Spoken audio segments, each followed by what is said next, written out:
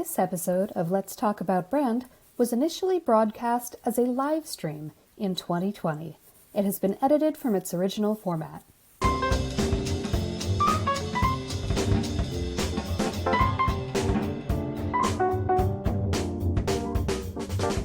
Hey everyone, I am Christine Gritman, and this is Let's Talk About Brand. I do the show every single Friday at 12 noon Eastern Time, where I bring on a smart friend to, guess what? Talk about brand. And this is also a partner to my Twitter chat on Tuesdays, Chat About Brand, and you'll be seeing some pop-ups from that chat during this episode. Today we're going to be talking about branding with expertise. My guest today is Ramon Ray of Smart Hustle. Ramon has really done a great job of branding with expertise. He actually started, we're going to talk about his whole journey when he's on, but he kind of started in the tech sector, and then it became about small business tech, and now he is a renowned expert not only in tech but also in small businesses, their needs, business in general, and marketing. He has worked at the United Nations. He has spoken at the White House. He's interviewed President Obama. He's testified before Congress. He runs an amazing conference every year. He has a whole community of smart hustlers, small businesses. And he also is a very in-demand speaker all over the world. We're so lucky to have him right here with us today. I'm going to bring him on right now. Hey, Ramon, how are you doing? Hey, Christine, I'm doing fantastically well. Thanks for having me. I appreciate it. And kudos to you, Christine, because you have my full name correct. 99% of the people call me Ramon. As you know, it's Ramon. I don't get offended by that. And you got everything just right. So thank you. Well, I met you in person before I met you online, so that is certainly an advantage. We met in Mahwah, New Jersey. Right. And I forgot to mention during your intro that you've also written 4 books, including The Celebrity CEO, which is fabulous, and I love the color of the book. Yes. It's very on brand for me, and it's very on brand for you, because look at you looking all dapper on the cover there. I try. I even put this beautiful, nice shirt on just for you, Christine. Once we're done here, the shirt comes off. But for you and your community, I even put a collared shirt on. It's not that kind of show, Ramon. Just a smidge to the right, so you're in the thingy there. Sure. One way I do almost screw up your name a few times, though, is I have a friend, Linda Ray, and she's R-E-Y. But you're R-A-Y, like a ray of sunshine. All right, so let us jump in. I got a lot of questions for you on the chat this week, so I actually am going to devote more time to that, but that's at the end. First, it's my time. So I'm going to talk to you about, we're talking about branding with expertise. Expert has become kind of a diluted buzzword, but the fact is it does still have some meaning. What does expertise mean to you? What is an expert? Yeah, I think, one, you can definitely fake expertise. As we know, we probably have friends, family, and enemies who fake their expertise. Yep. But putting those good people aside, I think expertise, 2 or 3 things come to mind. I think, one, there's some bit of longevity to it. You've usually done it for some period of time. I'm not going to say the period of time because it's not so relevant. Some period of time. I think, 2, you're a student of it.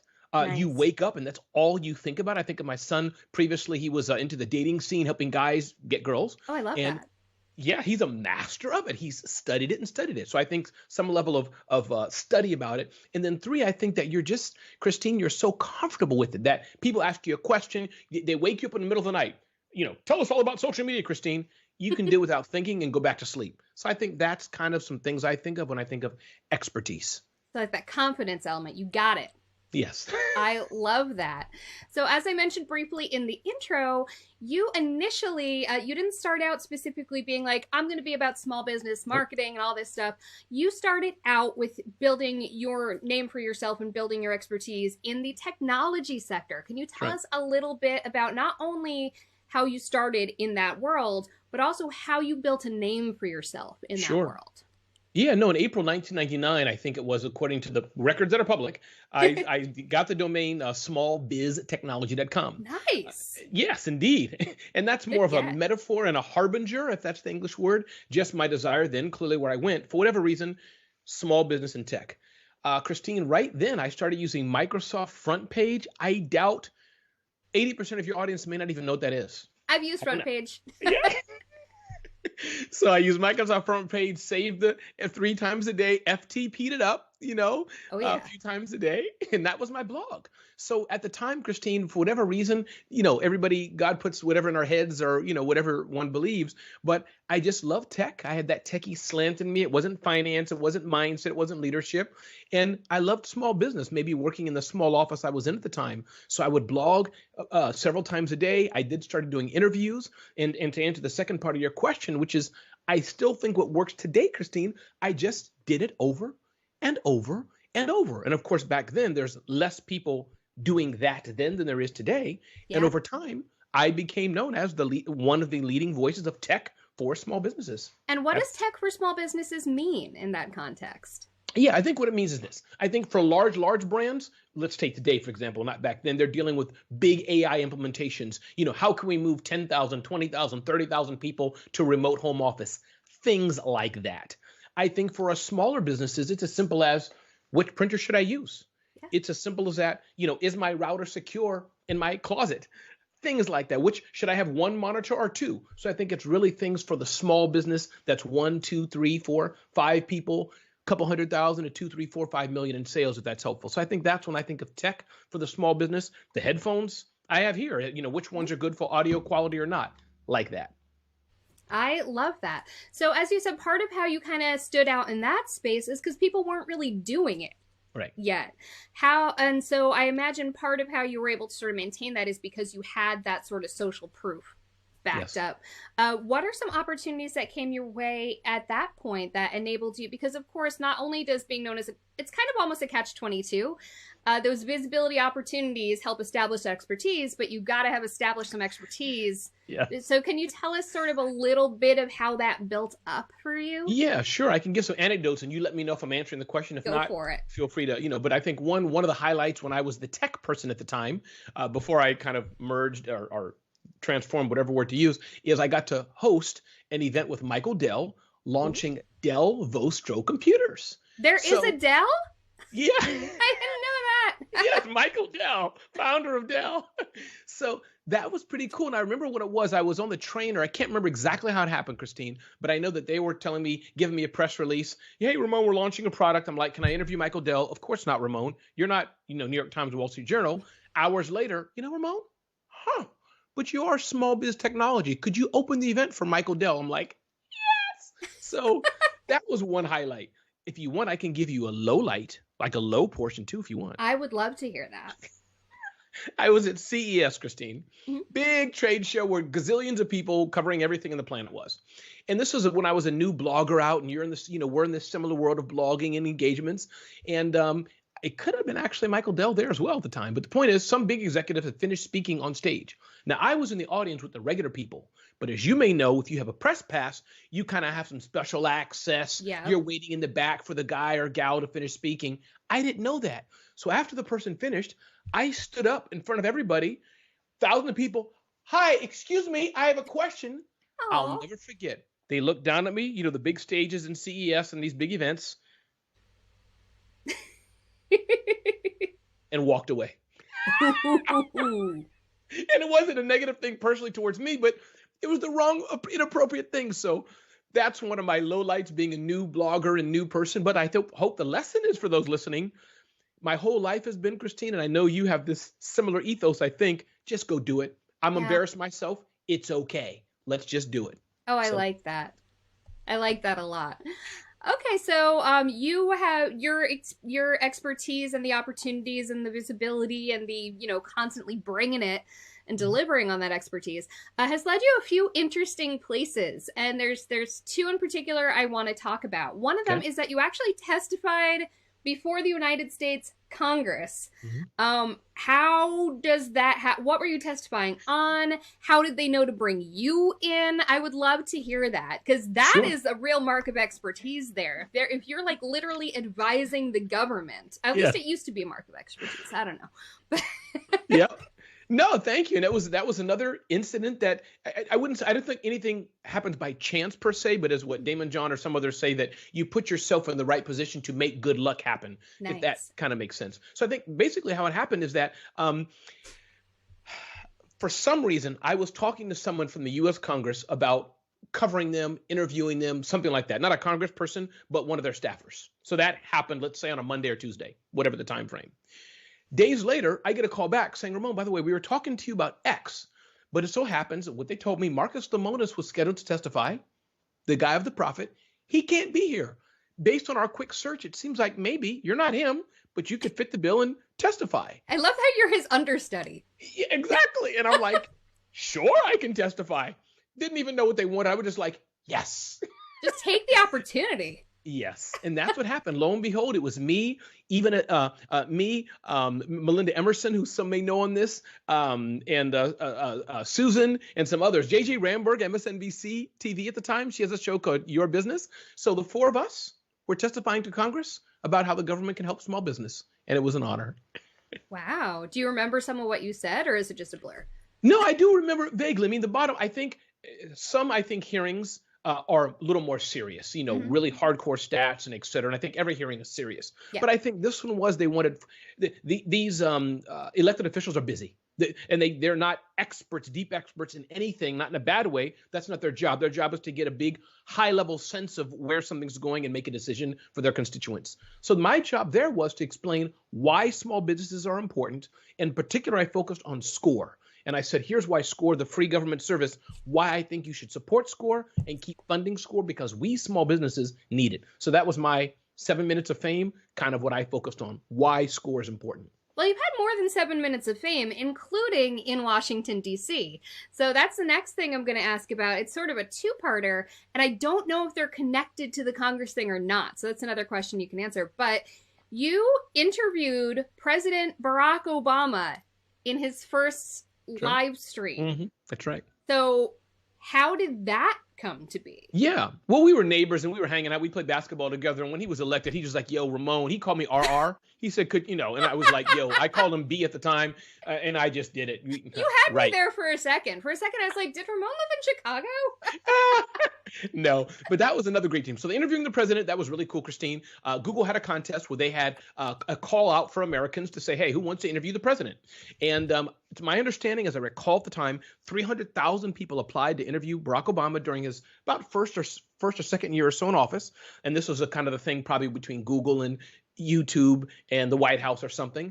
I applied. And lo and behold, I went through a series of interviews, your policies and the Republican, Democrat, what are you going to have to present, all these things. Me and four other Americans got the chance to interview him. And my question was focused on the aspect of, at the time, and people can fact check it, I think there was a thing that he was going to combine the various departments of the U.S. government together. And I was just, again, Christine, going to brand, this helps people, and you can help me unpack this. It's not so much the question that's important, but the context. So meaning I could have asked him anything, but I figured, this is in the news. He'll probably want a chance to clarify this because small business is big. So I said, dear President Obama, why are you making small business not important and blending them all together? That was the essence. It got him a chance to say, no, Ramon, small business is important and blah, blah, blah. So that kind of makes sense what I'm trying to say. Yeah, you asked a question that you knew he'd have a vested interest in responding to in a very complete way. It was also very on brand for you. You asked him about something that really is in your wheelhouse of expertise. That's right. I was thinking of talking to him about, fisheries or wildfires or, women's health or something, but I figured, I'm Ramon's small business. Let me focus on my area of expertise. I love that. And then I'm sure when people went to look you up after seeing you during that, they found more of that. It cemented the impression that you had already put in there. To that end of cementing that impression of being about brands and small business and all of that, you were actually brought into the White House to consult. So right. Can we talk about that highly relevant topic that you were consulting on? It is highly relevant. I got a letter. I may have got a call first, but I think I have a letter somewhere in a box to my right there. I'd have it framed. Exactly, I should. But I have a letter from Robert Mueller framed, actually. I have that letter framed. Wow. From me being a graduate of the FBI Citizens Academy. But I digress. So got a letter from the office of the president. He didn't make you testify, right? No, he did not. No handcuffs, no indictment, nothing like that. Good call. But well, so the letter from the office of the president, basically a group of the president's staff, the executive office, as they were determining if they were going to be in office or not. This must have been, I guess, his first term or second term. Don't have the exact period in my head. Mm-hmm. But they said, Ramon, you're a personal branding person. They could have seen it from my testimony to Congress. But again, I'm not the best person with dates, but all this people can look up. And bottom line, I came there in about half a day, couple hours, taught them the aspects of personal branding, because I think I was surprised, Christine, why would they want me there? But I realized, even though these are government officials, they're going to be looking for jobs at some point. They're going to want to be consultants. They're going to want to be on TV. You know, you have that. It's not a lobbyist thing or bad, but sometimes you're serving government and lockdown things you can do and can't do. Some things you're out as a regular civilian. So when they become a regular civilian, as it were, they're going to need to have their personal brand. And they called me to help give them some advice. So it was cool. We went to we had, I think there's the White House, and there's a building next to the White House called the old executive office building. So I was teaching the old executive office building. Then we went to the White House. Did you get to bowl? I did not get to do that, no. So what are some of the things you told them about personal branding? Yeah, some of the key things I think are what I'll share today, I think, is that I think there's a few components that are important for personal branding. I think, A, to make a decision, is it about the corporate brand or is it about you as a person? I personally think, yes, the Bose headphones or Agora Pulse, your sponsor, right? You can have it about the corporate brand, but I think for us small businesses, as Christine does so well, maybe the company name is Gritman LLC and Cats or something. People don't care about that. We just know the beautiful image of Christine Gritman, what she shows up every day exactly, and her image and her colors and what she talks about. So my point is personal branding, what I explained to them, that's the essence of it. 1, it's repetition. I think 2, it's frequency. I think 3, it's consistency over and over and over. And that's all you talk about. 4, it has a bit to your visual image. It doesn't have to be, but as me and Christine clearly knows, that visual identity as people are scrolling, oh, there's Christine again. So I think those are a few elements why personal branding is important, not just the corporate brand. Personal branding, I think. I love that so much. I'm going to move actually earlier than I normally do into the audience questions from from Tuesday's Twitter chat. I also highly encourage people in the comments to ask questions. Tim actually has one, which is for non-Americans, what is SCORE? If you could just answer that real quick. Yes, SCORE, what it stands for, used to stand for Service Corps Retired Executives, but basically it's a free government service. Our taxes pay for it, but free for U.S. citizens, where you can get consulting help for your small business. You can go in there. Historically, they've been old men and women. Hey, son, how are you? I started 4 companies, sold 10 of them. I'm a billionaire. What do you need to know? I was the head of the CMO at Kodak. I built Sears. People like that. Good people, really good people. And that's an incredible resource. Yes, it is. Score.org. Sure. Those who want to know, score.org, it's all free. Awesome. All right. You touched on this before, but you may have another story about it. I don't know. But Dewey wants to know, everyone makes a mistake. So which mistake have you made in the past that you learned the most from or value the most? Wow. And I've made a lot of them. I think I'll list a few. If you haven't, you haven't tried anything. Yeah. And all of them I haven't learned from, Christine. But I think one is I'm very compulsive. That's my biggest problem. I say yes fast without thought. That's one. I think 2, I'll give a tactical example. As you know, Christine, I do events. That's one thing I do. I'm not a consultant. You know, you have amazing clients who work with you. For me, we all have clients one way or another, but not quite one-on-ones. Yeah. But I do events. That's a large part of my revenue. So I figured, hey, I do events in New York City area. I get hundreds of people at my events locally. Absolutely. I can fly 2,000 miles west to California. Same playbook. Because I'm Ramon. Everybody's just going to come. Right?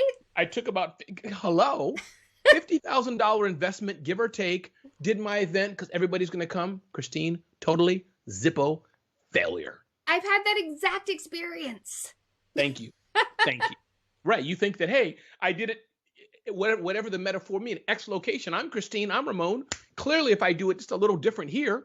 So this doesn't mean it couldn't happen, but due to a variety of levers I didn't do right and all that. So I think that's the biggest lesson learned, is that just because you think, hey, whatever the silly example, I can do it. I'm doing it with green balloons. I can do the same thing with red balloons, or in your case, you could red balloons, but purple balloons may not work. Yeah. So. Oh, that's a really good insight. All right. Another question is, what did you do to kind of shift the needle the most when it came to being known and respected by people as an expert? I hope y'all don't mind me saying this. It's something that Christine has probably told you for 10,000 times. So don't be like, yeah, Ramon, right.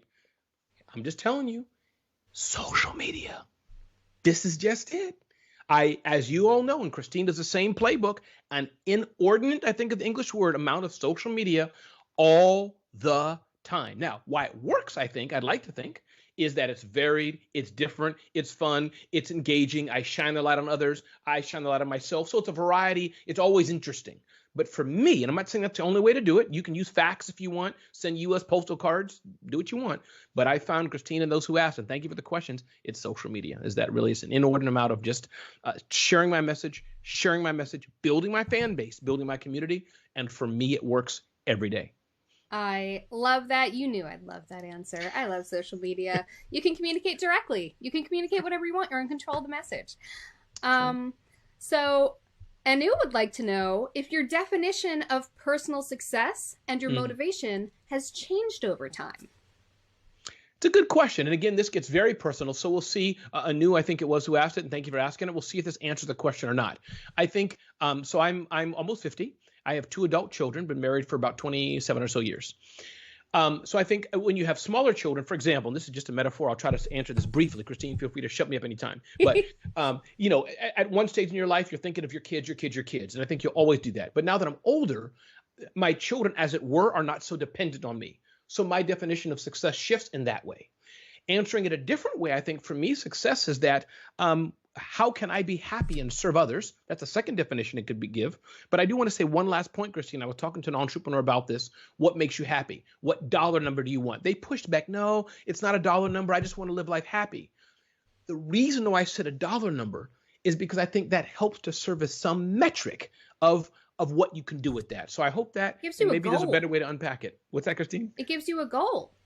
Yes. You know what you're working towards. You know where the map is ending. Correct. I love that. All right. So Swastika would love to know your favorite Smart Hustle story. However you want to define that. Okay. One just happened, and this is a live show today. You can look on my LinkedIn. Is that I love... oh, boy. I cry very easily, Christine. So easily. I cried at the top of a hat. But I think there's so many people who are lonely, so many people who need to be inspired. I can't spell well, Christine. I slur over my words sometimes in speeches. But so what I'm trying to get at, let me get to the point. I just, my mind, I'm also a very unfocused person. So bottom line is, if I can, and this is just one example of who I am. I love taking stuff and sending it to people. That's just it. So I package something to somebody in the UK. That package cost me, I think it was like $40 something. I didn't realize UK was that expensive. And I was half tempted to say, oh, no, only in the US, like we're going to get the $5 special. But I said, go for it. So seeing the joy of her opening that box. So my point is, I forgot the question, but that's what gets me excited. It's about your favorite Smart Hustle story. Oh, yes. And it's about one of my stories. That's my story. To delight and surprise my audience. I love that so much. I love that. And in fact, you sent me a pair of Mickey Mouse socks. Yes, that's the kind of thing I love. I need to put those are going on my Instagram story today, alongside your book. It's going to happen. All right. Another question we have here, which actually relates to that. Okay. You look so darn dapper all the time, Mr. Ramon Ray. And Laura would like to know, how did you develop your personal brand? And she says you look amazing. So those two kind of related. Thank you. I'm blushing brown. Thank you very much, Laura. I received that, and thank you very much. I appreciate it. I think for me, it's not always a choice. I'm not the most thoughtful person. I think some things grow on you. But I will say one thing, if it's helpful, not to touch too many other areas, but I am cognizant of who I am. Very cognizant of the skin that I'm in. Who are you? Let me finish this statement, and I'll tell you who I am. Very cognizant of that. So I guess what I'm trying to say is I always want to be not a bit better, but I always want to be as sharp as I can for the occasion. I'm not putting a whole tie on today where, it's an online show, right? But I'm cognizant of some guys or gals, maybe they can dress a bit different. That's their style also. But for me, I think that the image you have is important because people may not give you a chance when they're seeing you walk towards them. They're just seeing one image. And I think if I can upscale that a bit, I'll have an edge, if that's helpful. I love that. Yeah, when I think of you, I think of a shirt that's not a plain white colored shirt. I think of a color.